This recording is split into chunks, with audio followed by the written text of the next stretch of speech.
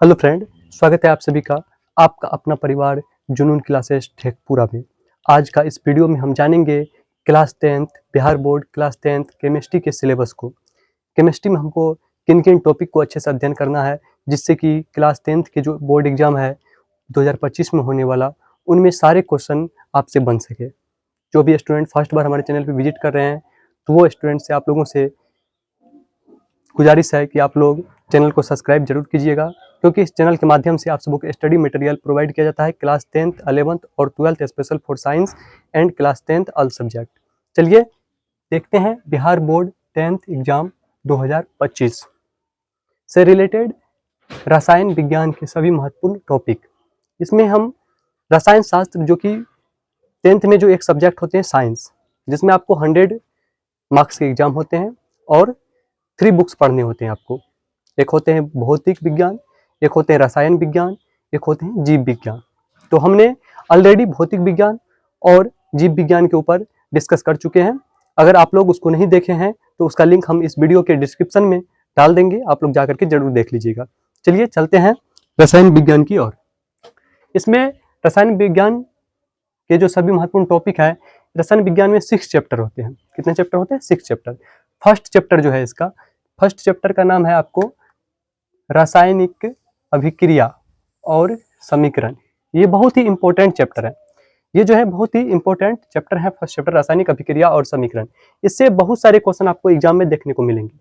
First हमको इसमें पढ़ना क्या है? फर्स्ट टॉपिक हमको पढ़ना है संयोजन अभिक्रिया। क्या पढ़ना है? संयोजन अभिक्रिया। दूसरा वियोजन अभिक्रिया पढ़ना है, विस्थापन अभिक्रिया पढ़ना है, द्विविस्थापन अभिक्रिया पढ़ना है, रेडॉक्स अभिक्रिया पढ़ना है।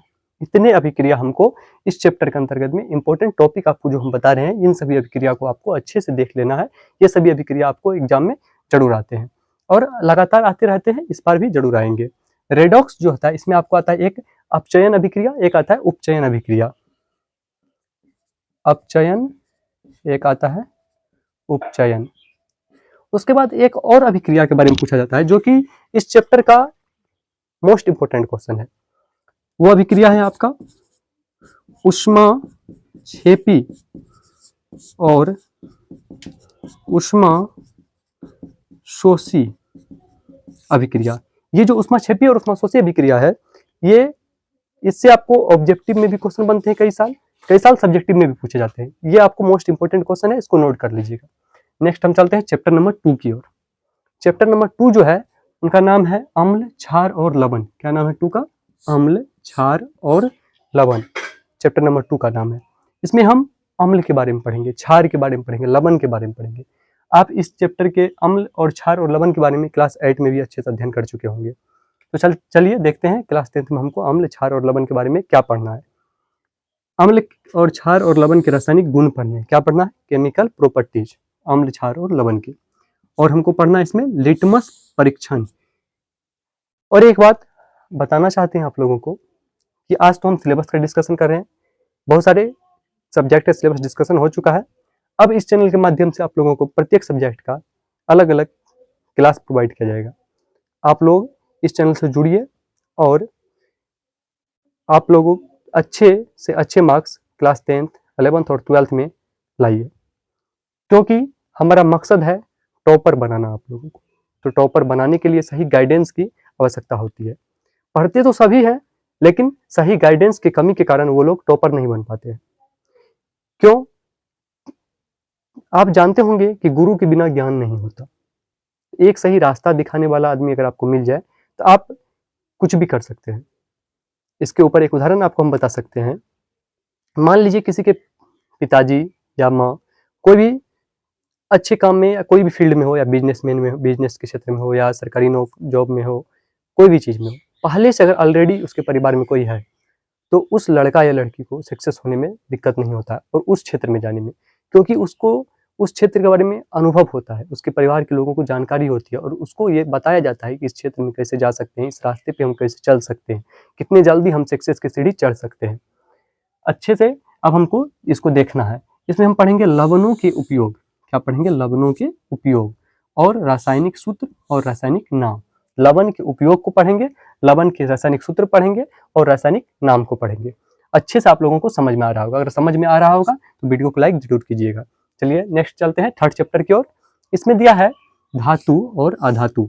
इन चैप्टर का नाम है metal and non metal, English में इनको हम बोलेंगे मेटल एंड नॉन मेटल। दूसरा इसमें हमको पढ़ना क्या है, भौतिक और रासायनिक गुण, physical properties and chemical properties. उसके बाद हम इसमें पढ़ेंगे धातु निष्कर्षण, धातु कर्मीय प्रक्रम, धातु का निष्कर्षण पढ़ेंगे और धातु कर्मीय प्रक्रम पढ़ेंगे। नेक्स्ट इसमें पढ़ेंगे हम अयस्क, खनिज और मिश्र धातु। जैसे आपको पूछ दिया जाता है जस्ता किसका मिश्र धातु है, तो आपको बताना होगा। खनिज से क्वेश्चन आता है, अयस्क से बॉक्साइट किनका अयस्क है, एल्युमिनियम का अयस्क है, ऐसे क्वेश्चन आपको पूछे जाते हैं। जैसे कॉपर पायराइट किसका अयस्क है, कॉपर का अयस्क है। नेक्स्ट इसमें हमको पढ़ना है आयनिक बंध और यौगिक, आयनिक बंध के बारे में और यौगिक के बारे में पढ़ना है। नेक्स्ट अगर हम चले चैप्टर की ओर, इसमें एक और क्वेश्चन आपको पूछा जाता है निस्थापन और भर्जन। ये बहुत ही इंपॉर्टेंट क्वेश्चन होता है। क्या, निस्थापन, निस्थापन और भर्जन, ये आप नोट कर लीजिए, ये क्वेश्चन बहुत इंपॉर्टेंट है, ये बहुत ज्यादा पूछे जाते हैं इस चैप्टर से। नेक्स्ट हम चलते हैं फोर्थ नंबर चैप्टर की ओर। फोर्थ नंबर जो चैप्टर है उसमें बताया गया कार्बन और उसके यौगिक के बारे में पढ़ना है। किसके बारे में, कार्बन और उसके यौगिक के बारे में। इसका फर्स्ट हमको पढ़ना है कार्बन और उसके यौगिक अपरूप। क्या पढ़ेंगे, कार्बन और कार्बन के कौन कौन से अपरूप हैं। तो आपको पता होगा, पूछा जाता है हीरा किनके अपरूप है, ग्रेफाइट किनके अपरूप है, तो ये दोनों कार्बन के अपरूप है। ग्रेफाइट अपवाद भी है, किनका, ग्रेफाइट एक अधातु है। क्या है, अधातु है, लेकिन ये विद्युत का सुचालक है। क्या है, विद्युत का सुचालक है। चलिए नेक्स्ट चलते हैं। इसमें हमको देखना है सहसंयोजक बंध और प्रकार गुण, सहसंयोजक बंध और उनके प्रकार और उनके गुण के बारे में जानना है। संतृप्त और असंतृप्त घोल के बारे में जानना है। और इसमें हमको जानना है समावयव और प्रक्रियात्मक समूह। तो समावयव और प्रक्रियात्मक समूह के बारे में जानना है। जैसे क्रियाशील समूह जो होते हैं कौन कौन से होते हैं, अल्कोहल CHO होता है, CO होता है, COOH होता है, Cl होता है। इन सभी के बारे में हमको इसमें पढ़ना होता है। नेक्स्ट हम जानेंगे इसमें अल्कोहल के बारे में, CH3 के बारे में, COOH के बारे में, साबुन के बारे में और डिटर्जेंट के बारे में। डिटर्जेंट जिसको हम अपमार्जक बोलते हैं, और साबुन के बारे में पढ़ाएंगे आपको, साबुनीकरण क्या होता है, इन सभी चीज़ों को बताएंगे। आप लोग अच्छे से समझ रहे होंगे। अगर आप लोग को वीडियो अच्छा लग रहा हो तो वीडियो को बहुत ज़्यादा शेयर कीजिए, अपने जो आपके क्लास फ्रेंड हो, मित्र हो, उनके पास ये वीडियो जरूर भेजिए, क्योंकि वो भी देख सके कि हमको केमिस्ट्री में पढ़ना क्या है, जिसको पढ़ करके इन सभी टॉपिक को हम 100 में 100 मार्क्स ग्रेड कर सकते हैं, ला सकते हैं। चलिए केमिस्ट्री का अब चैप्टर नंबर 5 हम देखेंगे। इसमें दिया गया है आपको तत्वों का वर्गीकरण का सिद्धांत। इसमें हमको क्या पढ़ना है, तत्वों का वर्गीकरण का सिद्धांत। इसमें हम पढ़ेंगे आवर्त सारणी के बारे में। किनके बारे में पढ़ेंगे, आवर्त सारणी के बारे में। अगर हम देखिए तो फर्स्ट है, इसमें पढ़ना है मेंडलीफ की आवर्त सारणी, जो कि मेंडलीफ का पूरा नाम पूछा जाता है आपको, दिमित्री मेंडलीफ है होता है, जिनका आवर्त सारणी के बारे में हमको पढ़ना है। और आपको आधुनिक आवर्त सारणी के बारे में भी पढ़ना है, जिनका खोज किसने किया था, मोसले। किसने, मोसले ने आधुनिक आवर्त सारणी को बनाया। आप लोगों से एक क्वेश्चन है कि आप लोग को बताना है आधुनिक आवर्त सारणी में number of group and number of period कितने हैं, मतलब ग्रुपों की संख्या कितने हैं आधुनिक आवर्त सारणी में, और आवर्त कितने हैं, ये आपको कमेंट में बताना है। कमेंट सेक्शन में आप लोग बताइएगा। आप लोग आंसर करते हैं तो हम आप लोग के आंसर को देखते हैं और बहुत मजा आता है देख करके कि आप लोग भी पढ़ रहे हैं, आप लोग बताते हैं क्वेश्चन को, और आप लोग का रिवीजन भी होते जाएगा। और ये आपको ऑप्शन का कमेंट जरूर करना है। नेक्स्ट हम चलेंगे, क्वेश्चन आपको पढ़ना है आवर्त तालिका सारणी के समूहवार तत्वों के गुण का अध्ययन। मतलब इसमें हमको फुल्ली आवर्त सारणी जो है उनके सभी तत्व के समूहवार अध्ययन करेंगे। जैसे कि 18 ग्रुप होते हैं उनके, तो उन ग्रुप के बारे में जानेंगे। आवर्त सारणी में आपको 4 ब्लॉक होते हैं, S block, P block, D block और F ब्लॉक। इन सभी चीज़ों को जब हम इस चैप्टर पढ़ाएंगे आपको, उस समय बताएंगे कि कौन से ब्लॉक का क्या गुण होता है और उस ब्लॉक में कितने तत्व हैं। चलिए नेक्स्ट इसमें हमको पढ़ना है चैप्टर नंबर 6। चैप्टर नंबर 6 जो है ये है प्राकृतिक संसाधन का प्रबंधन। ये बहुत ही आसान चैप्टर है, इससे भी आपको क्वेश्चन देखने को मिलते हैं, लेकिन कुछ कम क्वेश्चन आते हैं इनसे। तो ये भी आपको हम बताएंगे जब क्लासेस आपको करवाएंगे सारे चैप्टर का। तो आप लोग कमेंट कीजिए, क्या आप लोग अच्छे से समझ चुके हैं। ये वीडियो लाने का मेरा मेन मकसद क्या है, ये आप लोगों को हम बताते हैं। इसका लाने का मेरा मेन मकसद है कि जो भी स्टूडेंट अच्छे मार्क्स लाना चाहते हैं 10th के एग्जाम में, उनको सबसे पहली बात क्या होती है, कोई भी एग्जाम हो, 10th का कोई भी चीज़ का एग्जाम आप देना चाहते हैं, कोई भी परीक्षा हो, उसके लिए आपको सबसे पहले सिलेबस पता होना चाहिए, हमको पढ़ना क्या होता है। आजकल क्या होते हैं, बच्चे कहीं से पढ़ लेते हैं लेकिन उनको सिलेबस का पता ही नहीं है। क्वेश्चन आता है तो बोलता है सिलेबस से बाहर, आउट ऑफ सिलेबस क्वेश्चन पूछ दिया गया। आउट ऑफ सिलेबस क्वेश्चन नहीं आता है, क्वेश्चन आपके बुक से ही आते हैं, आप अच्छे से ढंग से पढ़े नहीं। अगर आपको टॉपर बनना है, टॉपर अगर आपको बनना है तो आपको सभी चैप्टर को, सभी टॉपिक को अच्छे ढंग से रीड करना होगा।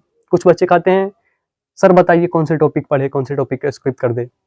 स्किप आपको कोई भी टॉपिक को नहीं करना है अगर आपको टॉपर बनना है। पास तो स्टूडेंट कुछ इंपॉर्टेंट टॉपिक, सेलेक्टेड क्वेश्चन को पढ़ के कर जाते हैं, लेकिन आपको मार्क्स लाना है, टॉपर बनना है, रैंकर बनना है, तो आपको सभी टॉपिक को पढ़ना होगा, सभी चैप्टर का अध्ययन करना होगा, तभी आप जाकर के टॉपर बन सकते हैं, रैंकर बन सकते हैं।